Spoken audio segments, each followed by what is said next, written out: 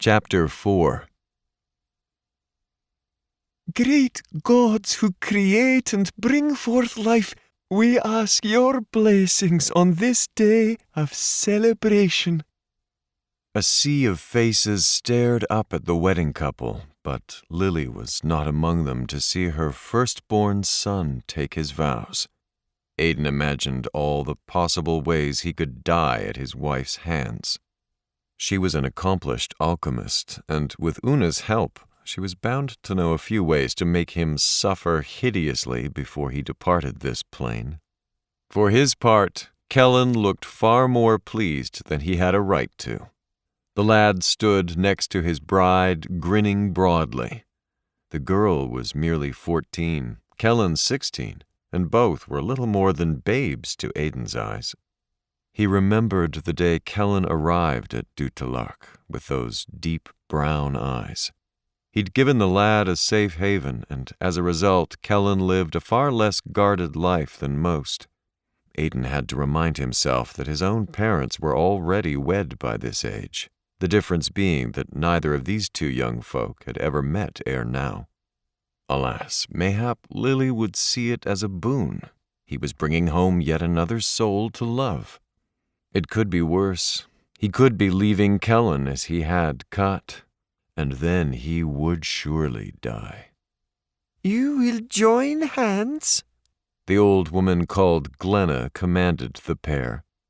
Eager to see the ceremony done, both Kellen and Constance rushed to do the woman's bidding. Aidan must confess they looked quite pleased with the turn of events. Glenna held in her hand a number of ribbons, and she looped one over their joined wrists, binding them together as Una had once done for Aidan and for Lily. Despite the hasty ceremony, the memory brought a wistful smile to his face, and he longed to hold his wife, wanting little more than to be with Lily now. Constance and Kellen, do you come forward of your own free will to make this union? I do, Kellen said quickly and loudly enough for everyone to hear. And you, Constance? The old woman continued. I do, Constance replied happily. She was a lovely little thing, and the excitement in her voice was genuine. Aidan recognized the look of love, or if not love precisely, the seeds of love. Nurtured properly, it might grow into something as glorious and extraordinary as a rose. Glenna first looked to the boys' uncles, Brock and Ian both, respectable lairds in their own rights. They could do worse than to be bound by blood to these men. Each gave a nod, and then Glenna looked to Aidan. Aidan did the same.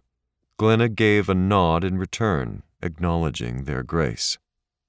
For better or worse, this union was now blessed. If these two young folk would not deal well with one another, they would discover it soon enough.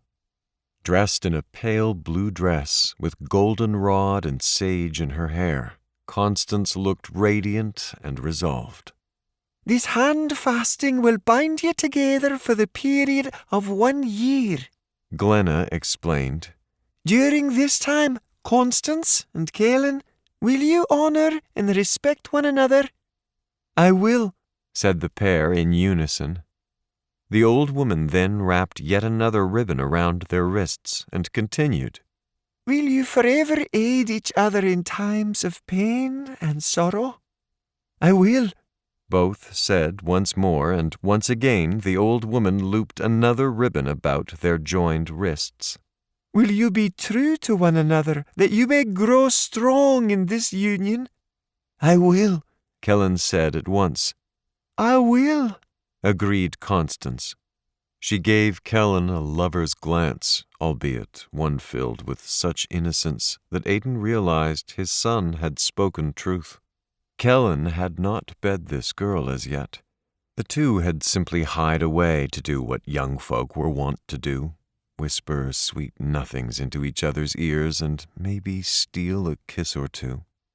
As your hands become withered, will you now reach out only for each other? The old woman continued, and Aidan wondered if Kellen realized exactly what she'd meant. Not only that he must confide in his bride, forsaking all others, but he must also never swing his willy near other lassies. Thankfully, Kellen was his mother's son, kind and respectful of others. "We will," said the two in unison, and for a fourth time a ribbon was looped about their wrists. "Is it your intention to bring peace and harmony to these united clans?" "It is." "When you falter, and you will you have the courage and loyalty to remember the promises you have made to one another?" "I will," Kellen said, smiling brightly. "With all my heart," Constance agreed. She gave Kellen a smile that brought one to Aidan's face as well. The sight of the two warmed the cockles of his heart. "Very well," Glenna declared. "Constance and Kellen, now as your hands are bound, so too are you bound to one another. Kellen, you may bestow a kiss of peace upon your bride." Timidly at first, looking toward Aidan and then to Brock and then to Ian as though he were asking for permission, Kellen leaned in with puckered lips. But he'd closed his eyes, and when his lips touched upon his bride, they'd missed their mark. He planted a rather chaste kiss upon her eye. To the girl's credit, she merely smiled. The gathering laughed quietly. Red-faced, Kellen reached out to hold his bride's cheek as though to keep her still for his kiss, and then, with eyes wide open, he gave the kiss another try. Before he could accomplish his mission, Constance thrust her hands out eagerly, pulling her new husband close, much too quickly, and the two knocked chins, moving away from each other with startled yelps of pain.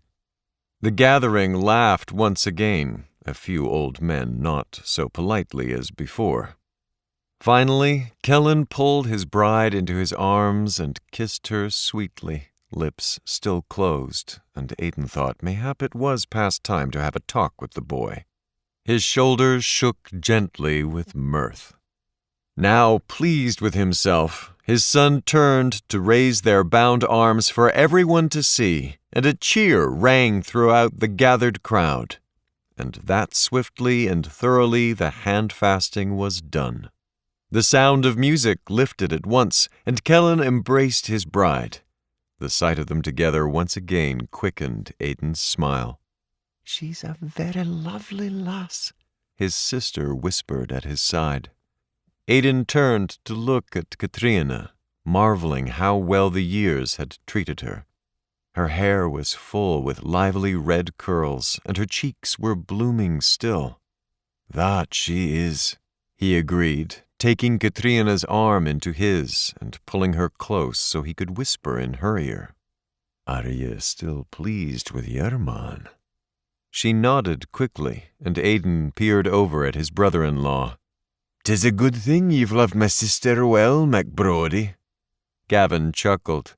"Oh, man, dinna think for one instant she would have it any other way." Aidan laughed over that truth. None of his sisters were weak or timid, he acknowledged. Each had their own manner of strengths. As yet, only Caitlin and Sorcha remained unwed, although Caitlin would have it otherwise if Aidan would simply give her leave to wed the man she craved. However, Aidan could not quite bring himself to do so. As yet, she had not actually used that word, and so far as Aidan was concerned, that simple fact left him wondering if she harbored some doubts. But this was a quandary for another day. Today, his youngest son was wed. With bawdy shouts, the crowd made way for the Kellen and Constance as they moved down the hill, half dancing to the music as they went. All banter was soon swallowed by the uproar. Ribald laughter followed the wedded pair. Little ones tossed late-blooming flowers at their feet. Despite the haste, it was a lovely wedding, and as far as Aidan was concerned, this visit far surpassed his last. He found himself clapping his hands as the festivities carried them toward the night's bonfire, a massive undertaking that had been built to honor the Mother of Winter. Tonight, it would honor the bride and groom as well. Katrina fell behind, walking with her husband arm in arm. "He likes ye," Aidan heard her say. "Dinna fash yourself, Gavin." Aidan smiled, realizing they must be speaking about him. He wanted to laugh and turn and put the man at ease, but such an act did not come easily to him. It was quite enough that Kat could reassure him, and this much was true. He valued any man who could bring such unrepressed joy to his sister's heart, whether or not he was an outlander. The fire spat glowing cinders against a twilight sky. 'Twas said the winter solstice was a time for rebirth, a time for growth, a time for atonement. For those who believed in fairies and brownies, it could easily be said that for any who came ill-prepared for the long winter, the solstice would be the hour of reckoning. On the other hand, if one did not believe in fairies and brownies, it could also be said the hour had come. Afric smiled. The fire had been a ruse, a means to draw his prey out into the open. If, in fact, it had been his intent to devastate the entire clan beyond restitution, he would have killed them all whilst they'd slept in their beds. But nay, he already had a long list of souls he would need make amends for, and he had no desire to add to that list unnecessarily. Earlier, as he'd stood inside the hall, a stranger in their midst, listening to the laird's son attempt to convince his father that there must be foul play at hand, Afric worried his opportunities would all be lost. But then the MacKinnon dismissed the lad, and here they were, none the wiser. Celebrating like filthy pagans, no one appeared to care that flames destroyed half the village little less than a week before. In his arrogance, the MacKinnon had ordered yet another bonfire, one that was even bigger than the last. Of course, it was easy enough to believe all was right with the world when neighboring clans all came together this way. For an instant, it left Afric with a guilty pang. For only an instant. These were not his people. Given the opportunity, they would meet him the same fate. Survival depended upon which side you were on, and Afric was most assuredly not on theirs. Neither was he on Hugh's, stupid bag of wind. Did Paige truly believe their father's apathy was reserved only for her? Nay, he treated Afric as he did all his bastards, with very little regard, ordering him about like a common servant. He couldn't even be bothered to read his own letters, a fact for which Afric would be eternally grateful, because he still had not heard the news. Everything was going according to plan. It was simple enough to hide amidst so many faces, old and new. Afric could come and go as he pleased. No one had the first notion who he was or whence he hailed. Not even Hugh had yet to spy him. His father was a doddering old fool, far too easily deceived. Whilst he'd run about gathering supplies and men for the journey north, Afric had ridden ahead under the pretense of racing toward France. Instead, he'd come here and set the stage to see his mission done. Once he was rid of his competition for Hugh's lands, and Hugh as well, then he would go to Lyon-la-Forêt and claim his prize. Smiling, despite the fact that they'd lost nearly everything save the clothes upon their backs, poor dumb Highlanders, the clansmen all ate, drank, and made merry, kicking up their heels and singing obnoxiously to the accompaniment of the pipes. Oblivious, obnoxious, obligers. Once they heard the news, all else would pale in the face of it. Music would end in a discordant note. The skies would darken with the dimming of hope.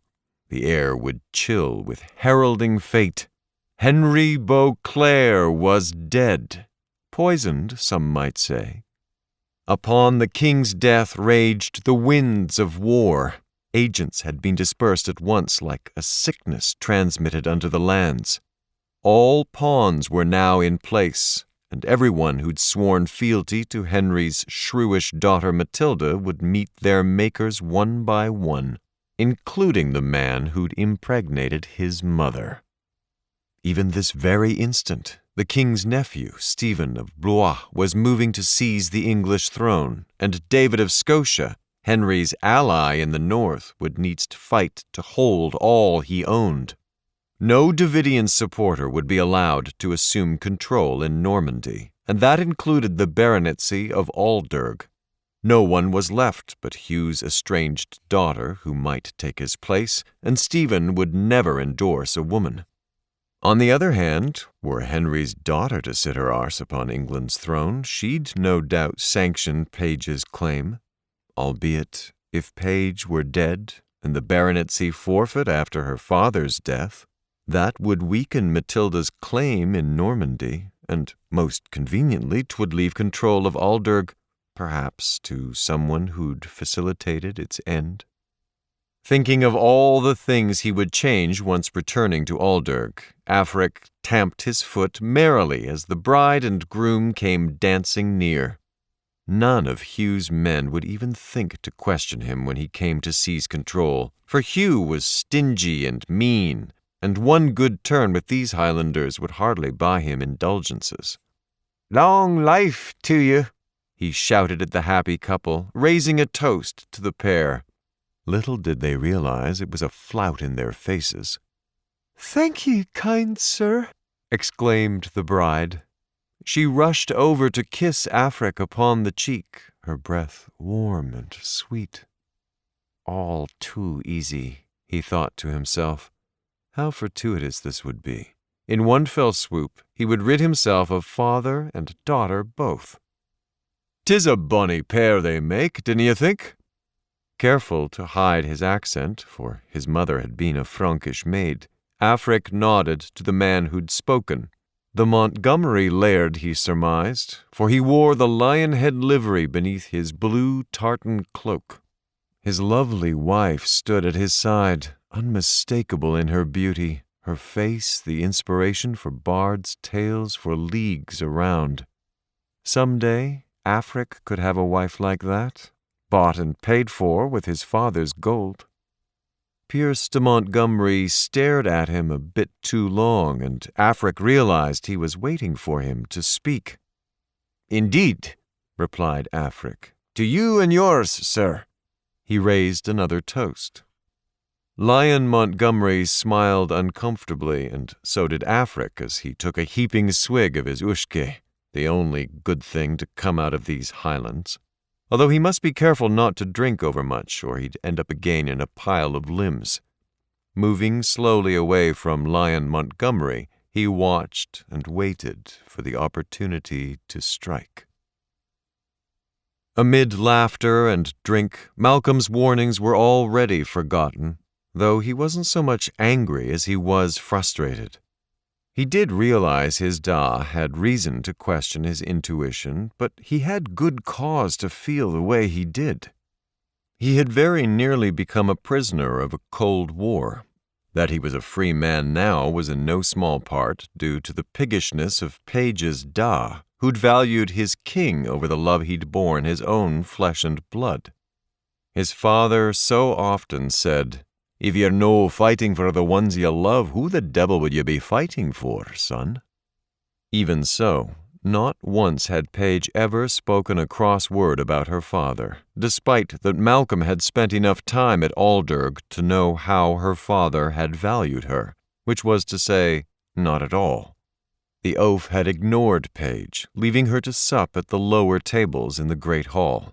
In fact, he'd sometimes give Malcolm a seat at the high table, the son of his enemy, sharing his trencher whilst his daughter scraped her morsels from the bottom of the pot. All in all, Hugh FitzSimon had treated his daughter more like the daughter of a servant, leaving her to wander free without aim. Even at the tender age of 6, Malcolm had felt sorry for Page. Peering over his shoulder, he watched as his father took her now by the hand, luring her away from the celebration. A tentative smile returned to his lips, pleased to see them happy, even after all these years. But more to the point, with his father's attention now on Paige, Malcolm was free to follow his gut. He didn't need his father's men. He could search the woodlands alone. It might have simply been rotten luck, the direction of the wind and the trail of kindling that had been so conveniently left between huts, but something about the fire raised Malcolm's hackles. Coincidentally, or perhaps not so coincidentally at all, the flames had remained clear of the woodlands. Had the fire but swept the other way, there would have been far more to lose, for it would have burned through the lands of 3 adjoining clans, the MacLeans, the Brodys, and Montgomerys. Yet it left the woods untouched, despite them being so near, and that was rather fortuitous, Malcolm thought, although his suspicions were not so much drawn toward the neighboring clans. Nay, for they were at peace now, had been so for more than 10 years.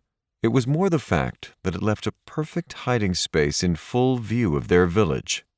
Yesterday he'd examined the burn line, and the fire seemed to have halted in a perfectly straight line, as though its boundaries had been set beforehand. This, and something about the quality of the air, left Malcolm ill at ease. No matter what his Da believed, it had little to do with the company they were keeping, strangers though many might be. Something was amiss. With or without his father's blessings, Malcolm intended to discover what it was. At twilight, when the darkening sky descended into the treetops and the fire's glow swallowed the light of the sun, he slipped into the woods, leaving the sound of music and laughter in his wake. As Glenna had said he must do, he let intuition be his guide.